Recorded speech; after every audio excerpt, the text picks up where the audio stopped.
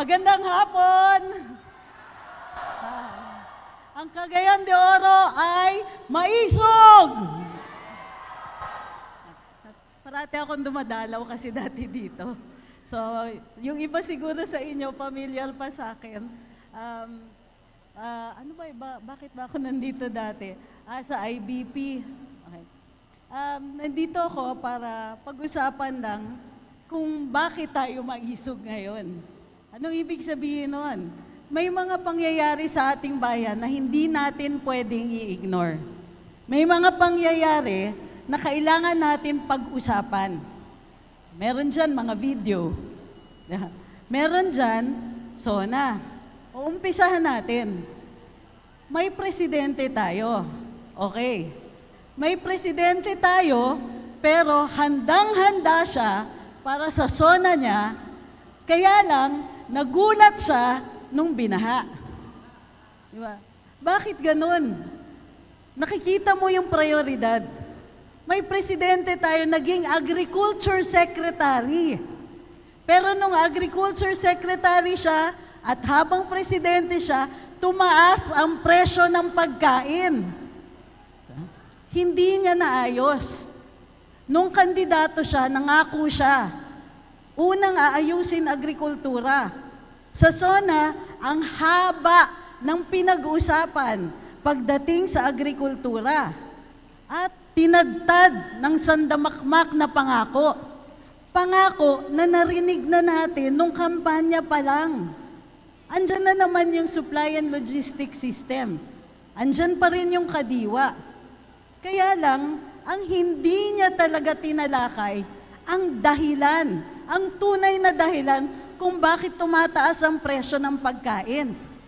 Ang sabi niya, puwersa ng merkado. Ang sabi niya, buong mundo daw nakakaranas ng ganito. Pero ang totoo niyan, oo, mahal talaga ang pagkain. Ang diferensya, sa ibang bansa, tumataas din ang sweldo. Tumataas din yung capacity ng ordinaryong mamamayan na makahabol dun sa tumataas na presyo. Fighting chance ba? Sa atin, umpisa pa lang, pag tumaas ang presyo ng krudo, tumaas presyo ng pagkain, ang tagal natin mag-iintay bago makahabol yung sweldo. Kahit yung mga negosyante, ang tagal bago makabawi. Hindi niya pinag-usapan, inflation. Nabanggit niya. Pero hindi niya sinabi, ano ang dahilan para sa inflation? Dito sa Pilipinas, ang nagpapataas ng presyo ng ibang bilihin, presyo ng pagkain.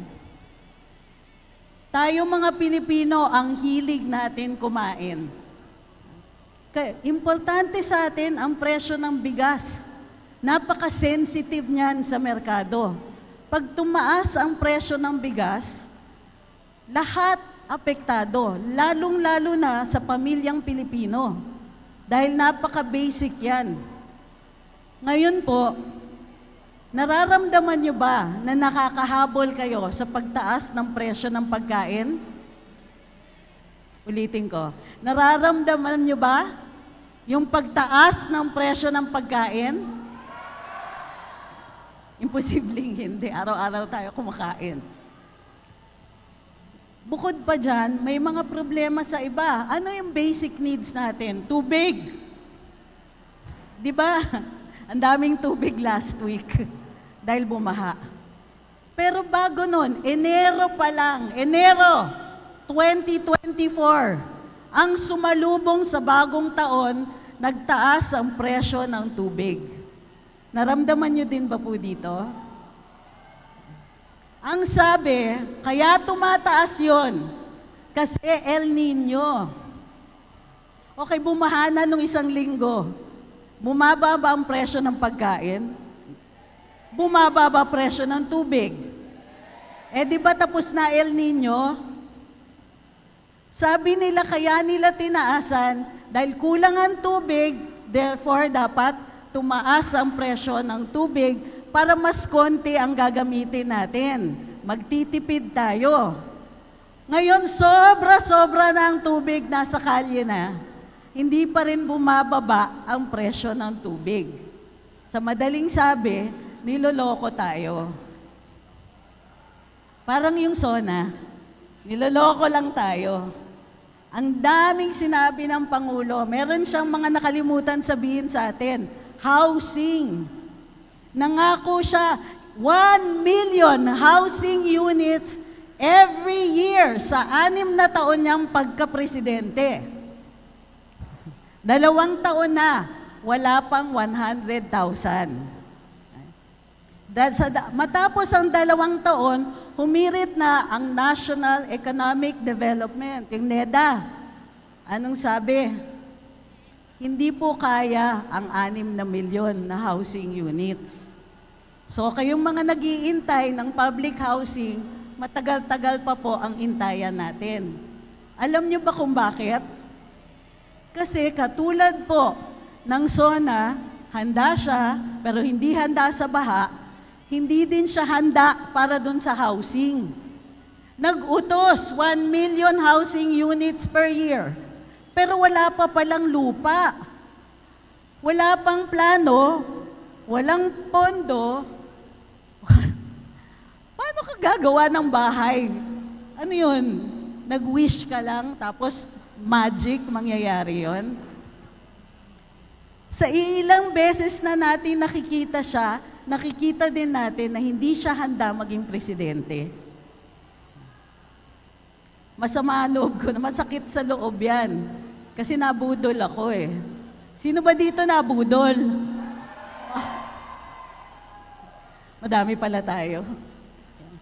Naniwala tayo kasi maganda naman yung mga plano niya sa totoo lang. Kaya lang, hindi siya handa na isakatuparan ang mga plano na yon. Yun ang problema. Anong tawag sa presidente? Chief Executive. Anong ibig sabihin ng executive? Siya yung gumaganap ng batas. Siya yung nag-e-execute ng batas. Sinasakatuparan niya ito. Isa sa mga batas, General Appropriations Act. Magpapondo ang gobyerno ng mga proyekto, ikaw ang gagawa. Okay. Wala pa so far nagagawa eh. Parang yung 1 million housing units per year, hanggang ngayon, wala pa. Kahit 100,000, hindi pa rin nagawa. Parang, di ba? Parang, ano tawag doon? Flood control. Sabi niya, 5,500 flood control projects. Ayun ang budol. Obvious na obvious yung pagkabudol noon. May article sa Philippine Star na sinulat ni Jarius Bondoc at in-enumerate niya na simula pa daw 2022, grabe ang korupsyon. Ulitin ko, grabe ang korupsyon. Bilyones taon-taon ang nananakaw at barya ang tinitira sa taong bayan. Hindi na to tungkol sa whether or not handa ang presidente. Pero una, kung aware siya. Pangalawa, kung pumapayag siya. O pangatlo, niloloko siya. Parang either way, tayo yung lugi.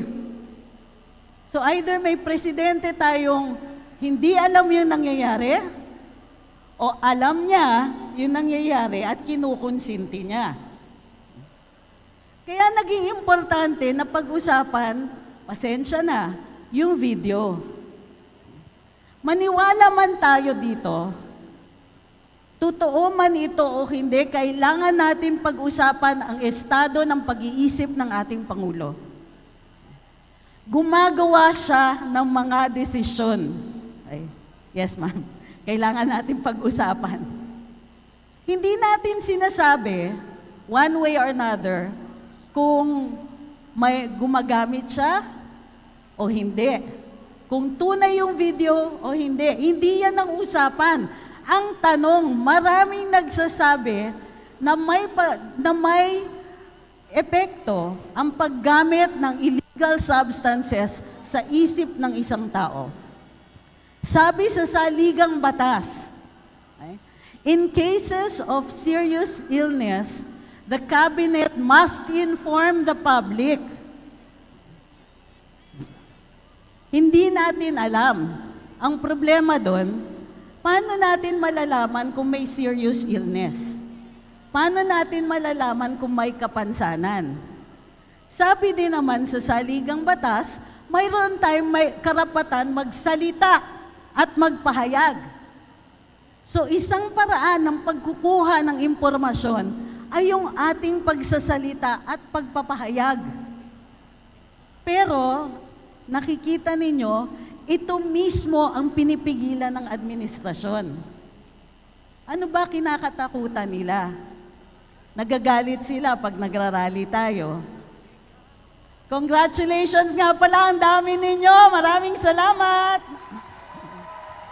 Ibig sabihin, ang daming naninindigan. Maraming concern. Marami ang maka-Pilipino dito. Pero hindi po lahat ng mga lugar sa Pilipinas ganito. May mga takot. At hindi ko talaga sila mapagbintangan. Kasi may mga nananakot. Halimbawa, may ilang sa amin, may nagba-blackmail. Sisiraan daw ako. Game. Dami-daming trolls sa online. Sanay na tayo. Yung iba naman, pag kongresista ka, tatakutin ka. Wala kang pondo.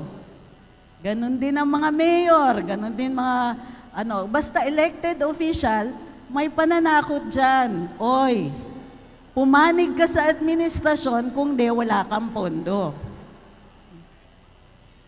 Kung ang presidente ay chief executive at siya ang gumaganap sa batas, dapat ginaganap pa rin niya o nilulubos niya ang pag-obserba sa ating saligang batas at kasama doon ang karapatan magsalita, magpahayag, magpulong-pulong. Kasama din po dyan yung ating kalayaan magtanong sa kanya, Mr. President, kaya mo pa ba? Kaya ba ng ating Pangulo gumawa ng mga desisyon para sa kapakanan nating mga mamamayan? Nakita kasi natin, di ba? Handa sa SONA, palpak sa baha. Handa maging DA Secretary, palpak naman sa pag-manage ng agrikultura.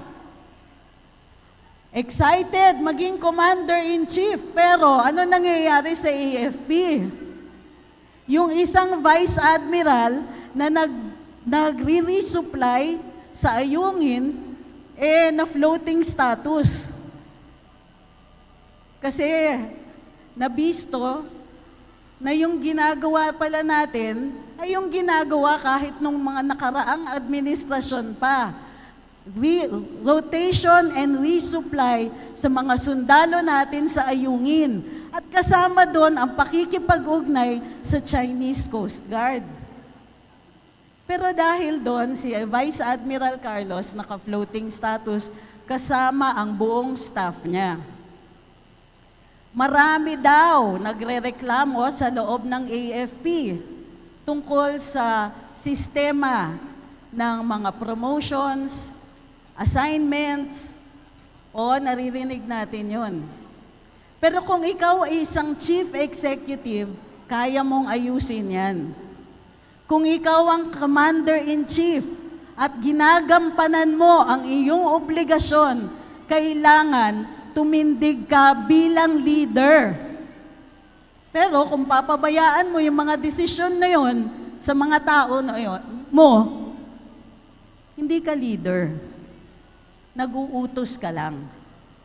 Parang yung ginawa niya sa housing, nag-utos lang, di niya alam, kailangan ng lupa, kailangan ng pondo, kailangan ng sistema, kailangan may priorities, kailangan bayaran muna yung utang ng national housing na nakaligtaan nila. Ang sabi ni dating Pangulong Duterte, umakyat kayo dyan nang wala kayong alam. Pero, dahil may video, Dahil ba wala siyang alam? O dahil nahihirapan siya gumawa ng desisyon? Muli, hindi ba dapat tinatanong natin? Hindi ba dapat kini-question natin kung may capacity pa ang pinakamataas na opisyal dito sa bayan natin na gumawa ng mga desisyon na tama, na ayon sa batas, at para sa kapakanan ng ordinaryong mamamayang Pilipino? Kaya ba niya yung katakawan ng mga korap dyan sa gobyerno? Kaya ba niya pigilan ang ilang miyembro ng pamilya niya sa mga appointments? Kaya ba niya kontrolin yung mga tao na nasa paligid niya? Mga non-performing, mga incompetent, mga magnanakaw. Kaya ba niya? Yan ay kailangan natin pag-usapan. Pero, yun mismo ang pinipigilan ng administrasyon na ito. Anong nangyayari sa atin sa social media? Take down. Ba? Sino dito na suspende na ng account? Ako, 2 beses na hack. Oh, may shadow ban. Classmate. Diba? Shadow banning. Take down. Ito yung pinakamatindi. Pananakot. Kakasuhan daw yung mga nagpakalat ng video. Pero hindi nila ine-explain. Teka, ano ba yung krimen? Ano daw? O, di ba? Cybercrimes daw, violation ng cybercrimes law. Pero kung titignan ninyo, medyo malabo. Kaya nga, yung isang opisyal, magka-create pa ng task force. Ano yung task force? Una, para pag-aralan kung ano yung krimen.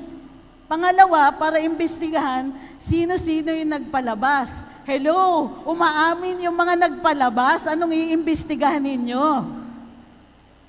Ang sabihin na lang nila ng maayos is wag niyong ipakalat yan kasi natatakot kami. Aminin. Di ba? Kung wala yon, kung peke yon, kung okay lang, ano ikasisira? Sinong nasiraan kung peke yung video? Anong kinakatakot nila kung hindi siya yon? E di lalong ilabas nila, ipakita nila, ito pineke nila. Pero, ayaw nilang ipakalat. Gusto nila ipahuli yung mga nagkalat nun. Sabi nyo hindi tunay. Sinong tinatakot ninyo? Kami ba? Kayo ba natatakot? Dito kayo. Pero, bakit tila sila yung takot? Ito yung dahilan. Kasi madami tayo. Malapit na. Woo! Totoo. Ilan lang sila. Hindi lang tayo madami, alam natin yung mga nangyayari. Hindi na nila tayo kayang bulagin. Hindi na nila tayo kayang lokohin. At hindi na nila tayo kayang busalan. Kung gusto natin pag-usapan yung video na yan, sino sila para sabihin, huwag kayong magsalita? Sino ba sila? May power nga sila, pero saan nanggaling yung power na yon? Di ba tayo nagbigay sa kanila? Di ba? At tandaan nyo kung anong ginawad pwede ring bawiin. Kailangan, yun ang problema eh. Walang paraan tayong nakikita sa ngayon. Maliban dun sa medyo mga extreme. May mga people power dyan. Ando na ba tayo sa punto na yon? Hindi pa ako sure. Ang importante, magsalita. I-discuss natin. Bakit sila natatakot na pag-usapan natin ang kapalpakan ng gobyernong ito? Bakit natatakot sila sa isang video na sinasabi naman nilang peke? Bakit sila natatakot sa mga maisog? Yan talaga ang makikita ninyo. Ebidensyang malinaw. Bakit sila magpipigil ng mga rally kung sila naman ang malakas? Ibig sabihin, sa atin sila takot.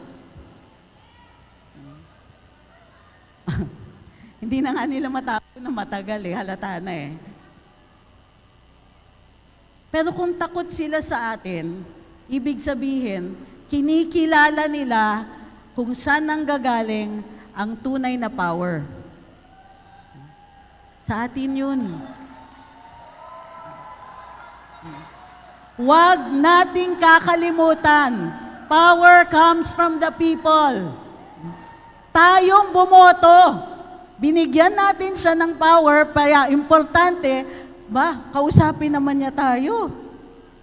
Hindi niyo ba napapansin? Tinanong siya noon, Mr. President, yung PIDEA leaks, ano yung sagot niya? Naalala niyo yun? Nag-iimbestigasyon sa Senado, PIDEA leaks. Meron daw siyang kasamang artista sa isang kondo, meron silang ginagawa na hindi legal. Tinanong siya tungkol dito. Ano yung sagot? Tumawa. Tinanong siya tungkol sa baha. Tinanong siya tungkol sa flood control projects. Ano yung sagot niya? Tumawa din.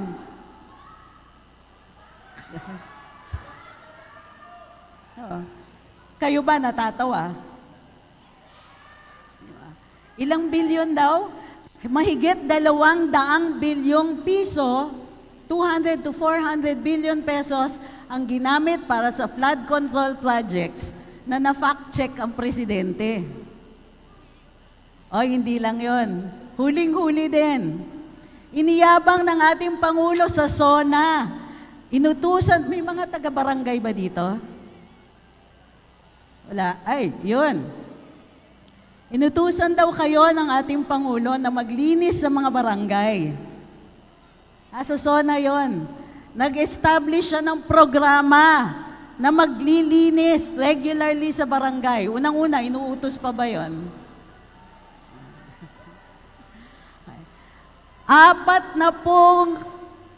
40,000 na toneladang basura ang nakolekta, sabi niya. Tapos nung bumaha, sabi niya, ang dahilan para sa baha, yung basura. Muli, yung presidente handa sa SONA pero hindi handa para sa baha. Hindi nga siya handa para dun sa presscon. Hindi siya handa para ma-interview. Ito, presidente natin, tayo pumili. Tayo yung gumawang hakbang para maging presidente siya. Binoto natin siya. Teka, binoto niyo siya, di ba? Ang dami nabudol, oh. Raise your hand kung kayo'y nabudol. Ay. Yung mga hindi nag-raise ng kamay, either di kayo bumoto o niloloko nyo kami. Hindi, aloko lang. So sa atin pala galing yung power. Tayo yung dahilan kung bakit nakaupo siya dyan. Singilin naman natin. Mr. President, anyari na sa agrikultura. Mr. President, kailan niyo pa bababain? Tutulungan ang taong bayan na makahabol sa mataas na presyo ng pagkain. Mr. President, pwede ba maghanda naman para sa baha? La Nina na. Siya na mismo nagsabi, naghahanda ang gobyerno para sa La Nina. 2 araw lang nakalipas, ayun, binaha tayo.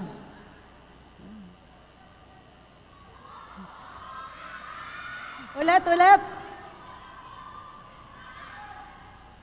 Hindi ko maintindihan, pero okay yun.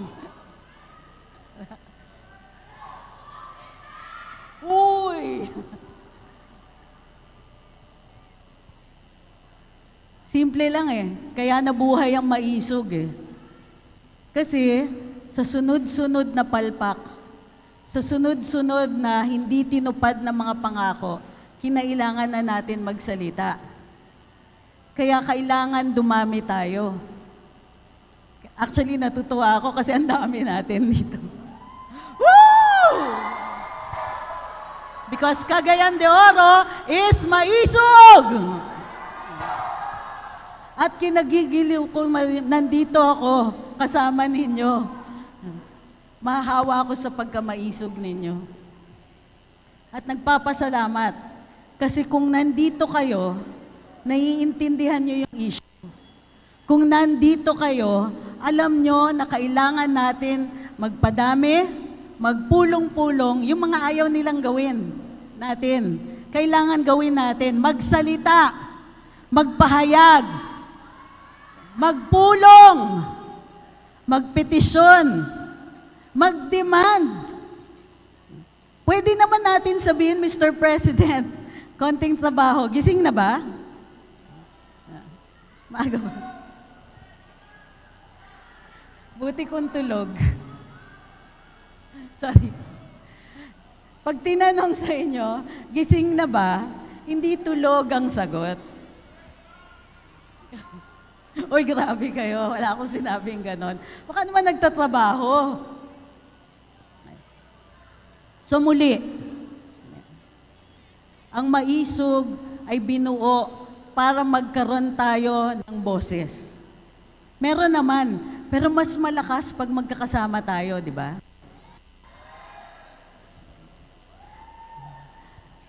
Hindi lang yun. Kaya pa ba niya tayong i-ignore pag marami tayo? Kaya pa ba niyang matulog? Kaya pa ba niyang yung tumawa lang pag sumasagot? Kaya pa ba niya yung deadmahin, yung mga hinanaing natin pag magkakasama tayo? Pues, yan ang gagawin natin.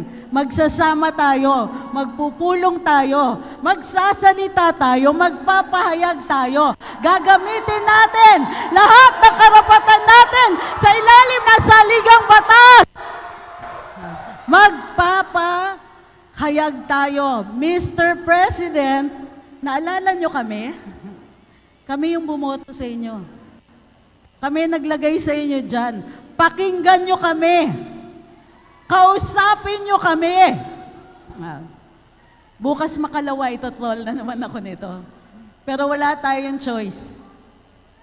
Pag hindi tayo Ano daw? Ano daw? Ano daw?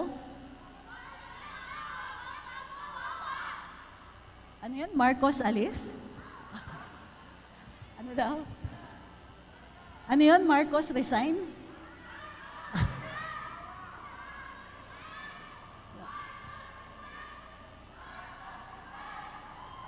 Tinatanong.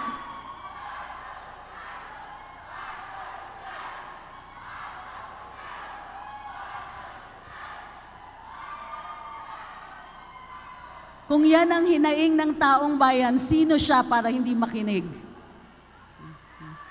Di ba? Explanation lang. Sabi sa saligang batas, we the sovereign Filipino people. Anong ibig sabihin nun? Tayo yung hari. Ang boses ng tao, ang boses ng Diyos, di ba? The voice of the people is the voice of God. Vox populi, vox Dei. Pero we, the sovereign Filipino people, hindi po siya hari.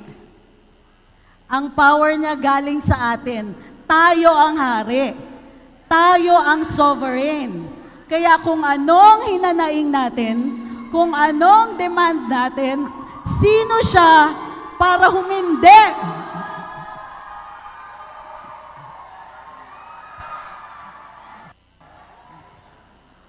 Maraming salamat. Hindi po, maraming salamat talaga at naimbita ako dito. Hindi, ako po ang mas nagagalak na nandito ako kasi nakikita ko may pag-asa ang bayan. Hindi tayo basta tatanggap ng mga tiwaling opisyal. Hindi tayo tatanggap ng mga tao na umakyat sa pagka-presidente, hindi pala handa. Hindi tayo tatanggap na yung nakaupo bilang leader natin, hindi niya kaya kontrolin sarili niyang tao. Muli, ako'y nagpapasalamat sa inyo kasi binigyan niyo ako ng pag-asa. Because Cagayan de Oro is maisog! Maisog! Maisog! Maisog! Maisog! Maisog! Maisog! Maisog! Maraming salamat po, Cagayan de Oro. Thank you very much sa napakainit na pagtanggap sa amin. Maninindigan tayo! Daghang salamat, Attorney Trixie Cruz Angeles, ang dating Press Secretary ng kasalukuyang administrasyon.